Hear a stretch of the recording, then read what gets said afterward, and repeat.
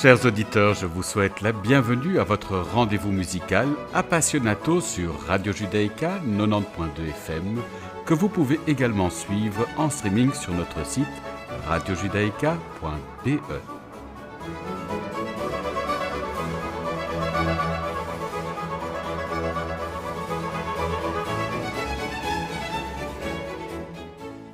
Nous avons l'immense plaisir d'accueillir aujourd'hui Marc Sabat qui vient nous présenter son nouvel album Appassionalto. Bonjour Marc. Bonjour Frédéric. Alors, je résume votre parcours. Natif de New York, vous commencez vos études de violon à l'âge de 3 ans. Vous étudiez aux États-Unis, notamment à la Juilliard School. Vous poursuivez vos études supérieures au Conservatoire d'Amsterdam auprès de Sven Arnteppel et de Nobuko Imai. En 2004, vous remportez le premier prix aux académies et concours international Horowitz à Kiev. En 2013, vous remportez le premier prix du Amsterdam National Viola Competition et le premier prix du concours des arts de Moscou à Boston. En 2016, vous obtenez le premier prix du Rising Star Grand Prix et du First Manhattan International Music Competition, ce qui vous donne l'occasion de vous produire dans la salle de la Philharmonique de Berlin et de donner un récital au Carnegie Hall de New York. Depuis 2012, vous êtes alto soliste à l'Orchestre national de Belgique. Vous êtes aussi régulièrement invité comme premier alto à la Philharmonique d'Israël. Vous vous produisez également régulièrement au sein d'orchestres européens. En tant que soliste, vous donnez des récitals et des concerts de musique de chambre aux Pays-Bas, en Belgique, en France, en Israël ainsi qu'en Allemagne. Vous collaborez avec des artistes comme Pinchas Zuckerman, Nobuko Imai, Laurence Power, Kim Kashkashian, Gordon Nikolic et Anna Bijlsma. Vous donnez des masterclass pour alto en association avec la Dutch Viola Society, le Athens State Orchestra ou le Brussels Chamber Music Festival. Depuis 2017, vous enseignez l'alto au Conservatoire Royal de Mons.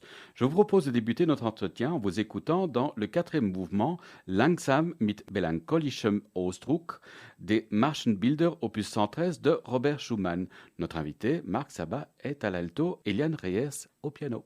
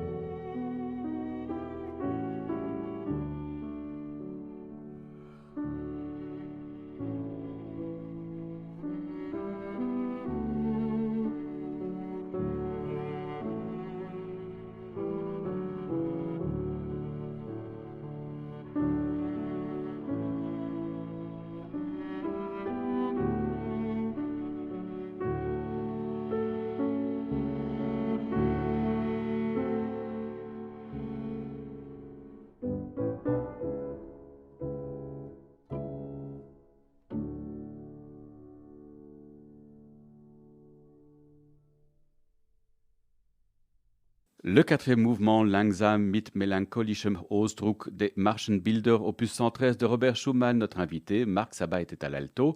Hélène Reyes était au piano, un extrait de l'album Appassionalto, publié par Prospero. Alors dites-nous, Marc, venez-vous d'une famille de musiciens? Pas du tout. Je viens d'une famille d'amateurs de musique. Donc ma mère a toujours joué de la musique classique à la maison. Mon papa, il jouait un peu de guitare, un peu de blues. Donc avec papa, on a écouté beaucoup de Jimi Hendrix et les Beatles, etc. Avec maman, c'était Mozart, Bach, Beethoven. Alors comment avez-vous fait la connaissance de l'alto? Ah, en fait, j'ai commencé avec le violon et ma sœur au violoncelle. Et j'étais toujours attiré par les sons un peu plus graves, le basses. Et j'ai commencé à avoir très mal à l'oreille à cause de la corde de mi sur le violon. Et heureusement, mon école, l'académie où j'étais, ils ont proposé, ils étaient en manque d'altistes. Donc ils ont dit à tous les violonistes, si vous désirez changer d'instrument, on va vous donner un alto gratuitement et des cours d'alto gratuitement pendant 1 an. Donc moi, impossible de refuser ça. Donc j'ai changé, j'ai immédiatement tombé amoureux avec l'instrument. Et alors, ça, ce sont des cours que vous aviez au sein de votre école ou vos parents vous avaient inscrit dans une école de musique? C'était une école de musique à part. C'était tous les samedis matins jusqu'au fin d'après-midi. Et là, on était nombreux. On a fait de l'orchestre, on a fait solfège, on a fait composition, on a joué beaucoup. Et c'est là où c'est avec cette communauté que j'ai pu évoluer musicalement. Alors, pour ceux qui ne le sauraient pas, pouvez-vous nous expliquer la différence entre l'alto et le violon? Ah oui. Bon, pour moi, je dirais, il y a une grande différence, mais en réalité, l'alto est légèrement plus grand que le violon. C'est un peu le frère entre le violon et le violoncelle. Euh, il a les mêmes cordes que le violoncelle, mais seulement un octave plus haut. Donc on est un peu dans le même registre que le violon, mais il a pas la corde de mi que le violon a, mais il a la corde de do en bas, qui donne ce côté philosophique, un peu grand-père. Et donc c'est un peu plus, c'est plus lourd, donc c'est plus difficile à jouer. Il faut un peu plus de muscles et l'approche est un peu différente. La réponse de la corde, la touche, tout est un peu, c'est très unique. Donc il faut apprendre à utiliser son corps, vraiment, et utiliser le poids naturel pour pouvoir jouer cet instrument correctement. Alors dites-nous, comment est-ce que vous avez atterri en Belgique? Alors, je dis toujours en avion, mais non, en fait, c'était après le crise en 2008-2010, et il n'y avait pas de boulot. Et après l'école, après le conservatoire, j'ai rentré aux États-Unis. Il n'y avait rien. Même à Broadway, ils jouaient les disques au lieu d'engager des orchestres. C'était catastrophique. Et donc, j'ai dormi sur des canapés, des amis. C'était vraiment une misère. Et, et puis, je vais sur l'Internet, je regardais un peu les posts, et je vois, place soliste à l'Orchestre national de Belgique. Je me suis préparé comme un fou. 3 mois, j'ai joué pour tout le monde que je pouvais. Et je suis venu avec une grande valise, j'ai fait le concours, j'ai gagné. Et ça a vraiment changé ma vie. Et alors dites-moi, vous saviez ce que c'était la Belgique? Vous aviez connaissance de la Belgique avant d'y venir? Très peu, en fait. Heureusement, j'ai vécu 4 ans aux Aux Pays-Bas, à Pays-Bas. Amsterdam, donc je connaissais un peu le quartier. J'ai joué 2 projets à Anvers. Donc la Belgique, pour moi, c'était l'Anvers, c'est tout. C'est joli, chic, flamand, ok, on parle un peu la même langue, presque qu'aux Pays-Bas. Mais Bruxelles, on dirait un autre pays. Donc évidemment, on est coupé en trois morceaux. Et non, mais je suis très content, ça fait déjà 11 ans que je suis en Belgique. Ça vous plaît? Écoute, oui, oui, parfois non, comme tout le monde, hein. Oui, comme le On temps. dit Le, le temps plutôt, oui, le voilà. temps pose problème, oui. Alors je vous propose de poursuivre en vous écoutant avec l'élégie pour alto et piano, opus 30 d'Henri Vieuxtemps. Notre invité, donc Marc Sabat, est à l'alto, Hélène Reyes est au piano.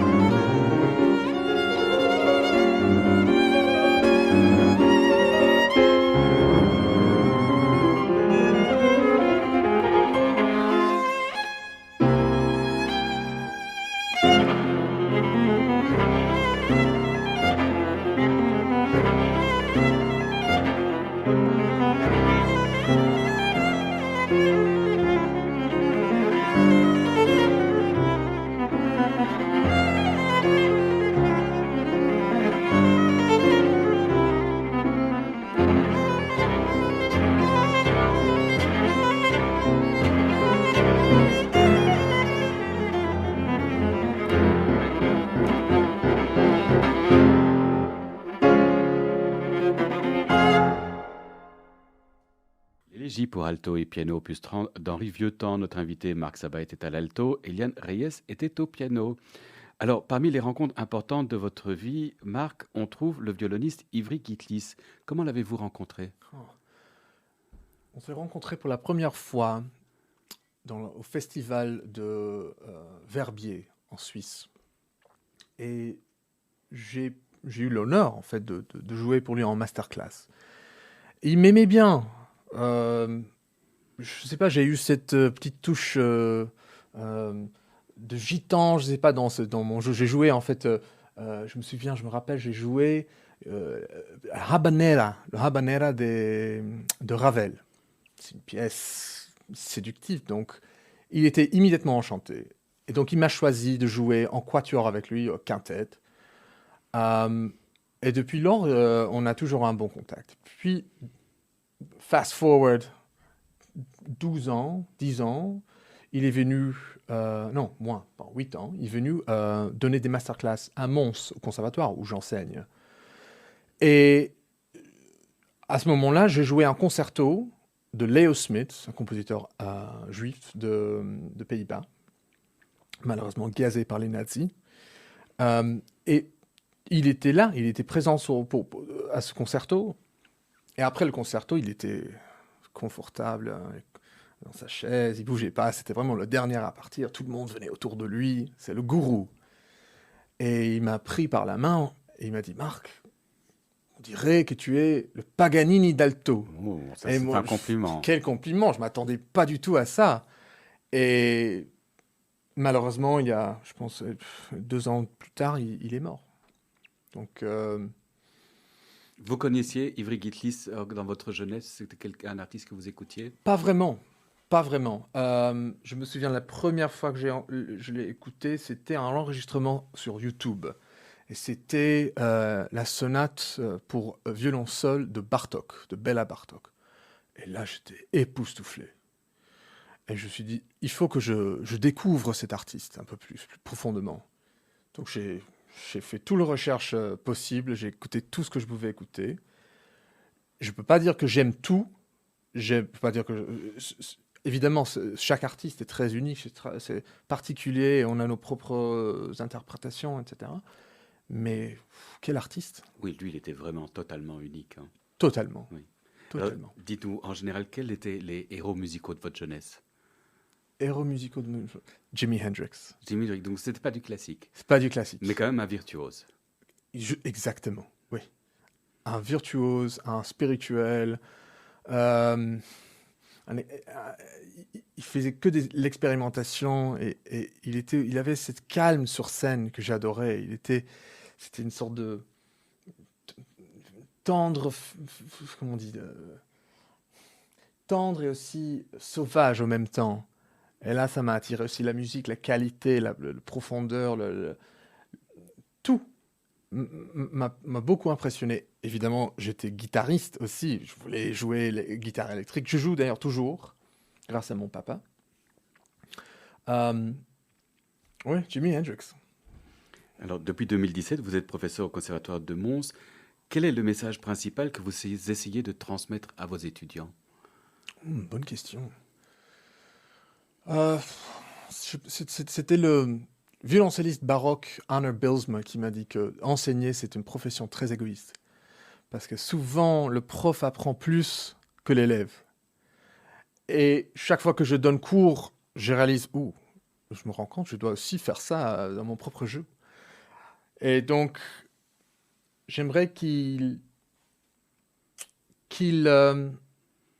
trouvent leur propre voie. Je veux pas dire joue comme moi. Je leur montre plusieurs portes. Je dis, OK, derrière porte numéro 1, il y a ça. Derrière numéro 2, porte numéro 3, il y a ça. Mais c'est à vous de choisir, c'est à vous de traverser.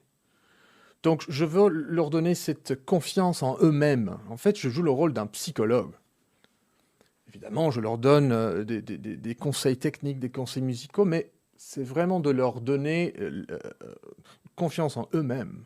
Évidemment, ce sont des jeunes, et c'est pas toujours évident. Il y a des ups, il y a des downs, il y a des hauts et des bas, mais j'arrive parce que j'entends la différence dans leur dans leur comportement, ils s'assument beaucoup plus, ils prennent la responsabilité ils ont une conviction maintenant. Et ça me rend très... C'est humiliant, avec humilité. Humilité, oui, C'est pas oui, humiliant, oui. c'est avec humilité. Modestie. C'est modestie, je suis fier de... Alors, quelle place occupe la technique dans votre enseignement? Elle prend beaucoup de place. Mais plus important, je pense que c'est le concert même, c'est le prestation, c'est le feeling, c'est l'énergie qu'on dégage. Et parce que, ok, si c'est vraiment faux, si quelqu'un, c'est vraiment pas joué, ok, on peut très bien critiquer. Mais si quelqu'un fait quelques fautes, etc., mais le prestation est émouvante, on oublie les fausses notes, on oublie tout. Et on est laissé avec une impression, avec un feeling, avec un sentiment mémorable. Parfois non. Mais la technique est très importante. Donc j'essaie vraiment de leur donner, mes étudiants en tout cas, les outils pour pouvoir s'exprimer. Donc la technique, c'est simplement ça. C'est une boîte d'outils. Et avec cette boîte d'outils, tu peux t'exprimer, tu peux montrer au monde ce que tu as à dire. Parce qu'il y a beaucoup qui viennent, ils ne savent pas jouer, ils savent très bien s'exprimer par l'émotion, par l'intuition, mais ils n'ont pas les outils pour le faire correctement. Donc dans mon métier maintenant, j'essaie vraiment de faire une symbiose, synthèse Oui. entre la technique et la musicalité et la liberté. Il faut se connaître, il faut connaître son corps, en fait. C'est pas l'instrument qu'il faut connaître, il faut connaître soi-même. Et ça prend des années. Et alors, est-ce que l'inspiration, c'est quelque chose qui s'enseigne? Je pense qu'il faut chercher l'inspiration. Et parfois, l'inspiration te cherche. Et donc, je pense qu'on peut enseigner cette vouloir de chercher, cette faim de chercher. Si on n'a pas d'appétit pour chercher, on ne va jamais trouver. Alors, je vous propose de poursuivre en vous écoutant Siete canciones populares españolas de Manuel de Falla. Notre invité Marc Sava est à l'alto et Hélène Reyes au piano.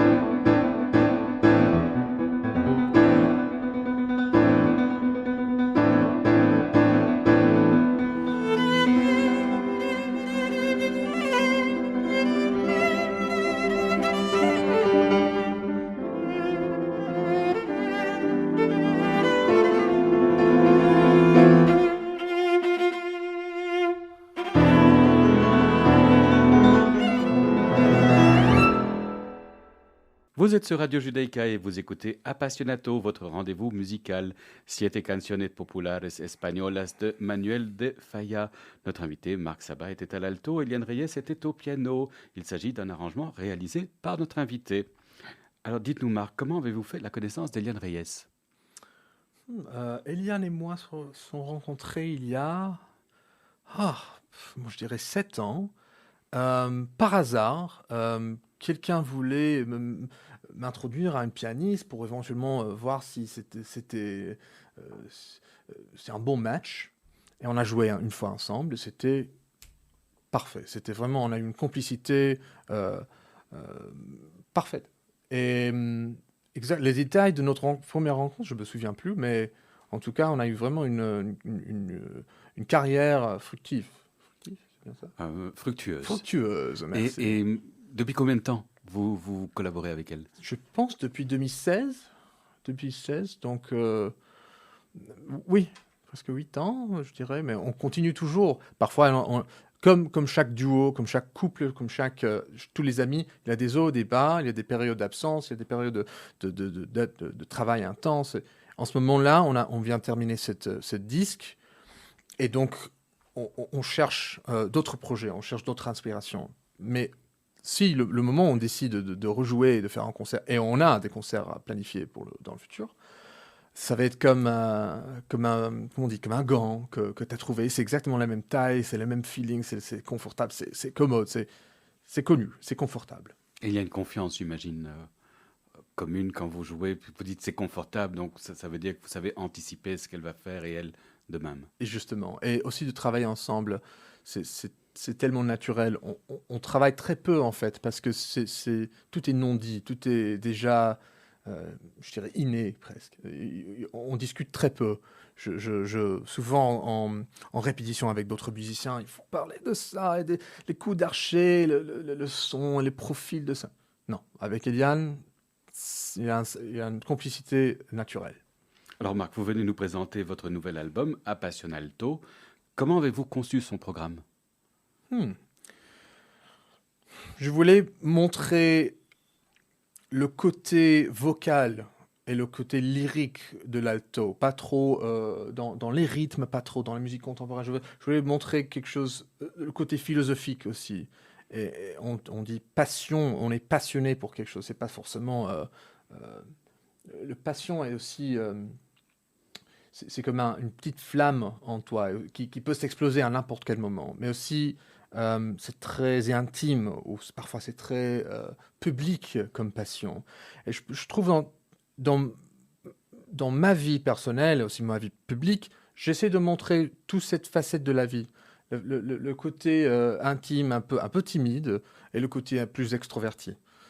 Là, dans cet album, on a un peu de tout. On a l'extroverti, on a le très intime, par exemple dans le Manuel de Falla, Asturianas ou Nana.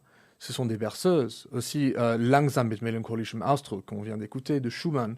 C'est une berceuse, c'est tellement tendre à n'importe quel moment, ça peut simplement,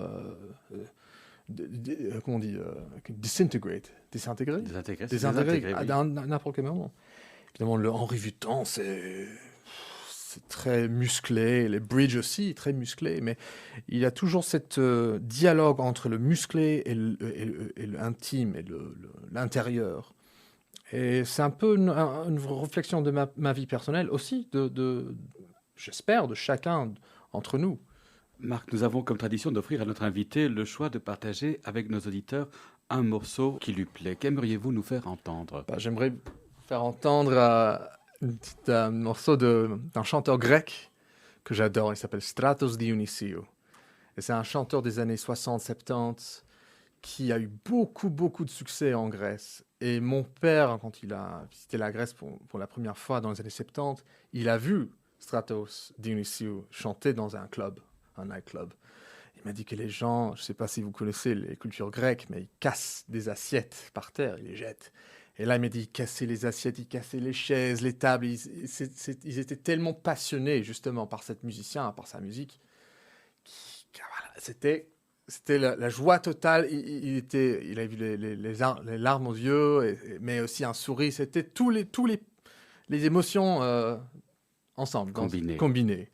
Et je pense qu'on va écouter Kratiseme. Non, nous avons choisi Teliosame. Oui, Teliosame, exact. Qui veut dire, voilà, nous sommes finis. Nous sommes finis. Je pense que les paroles sont un peu comme genre, on était genre 2 trains qui se croisaient dans la nuit et on s'est jamais vu après parce qu'évidemment, on s'y croise. Évidemment, c'est un peu kitsch. Tout le texte, toutes les paroles de toutes ces chansons, des chansons d'amour sont kitsch. Mais qui n'aime pas un peu de kitsch dans la vie? Franchement, ça fait du bien. Oui, ça fonctionne aussi. Ça fonctionne, et c'est passionné, ça apporte le soleil. Hein. Quand on entend le bouziki, la musique grecque, on a envie de voir un petit ouzo et bien manger, et rester au soleil. Voilà. Alors, je vous propose de l'écouter maintenant.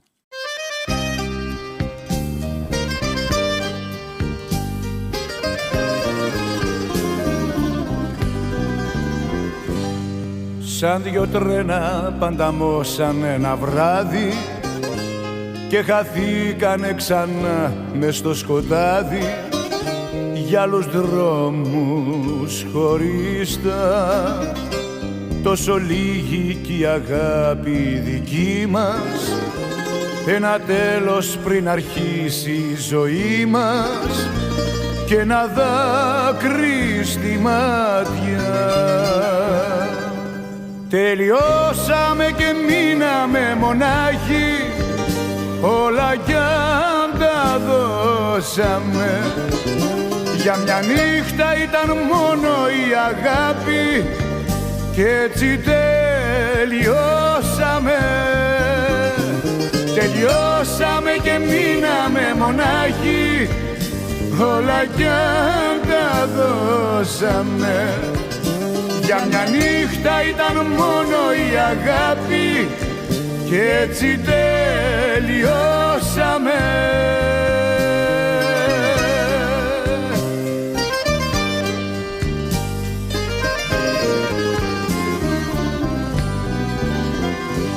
Κι αν μοιράσαμε για λίγο την ελπίδα, κι αν σου έδωσα αγάπη και σου πήρα, ήταν μόνο μια βραδιά. Ξέχασέ τα όσα είπες κι όσα είπα, αφού όνειρα δεν είχες και δεν είχα, έμεινα άδεια η καρδιά. Τελειώσαμε και μείναμε μονάχοι, όλα κι αν τα δώσαμε. Για μια νύχτα ήταν μόνο η αγάπη και έτσι τελειώσαμε. Τελειώσαμε και μείναμε μονάχοι, όλα κι αν τα δώσαμε. Για μια νύχτα ήταν μόνο η αγάπη και έτσι τελειώσαμε.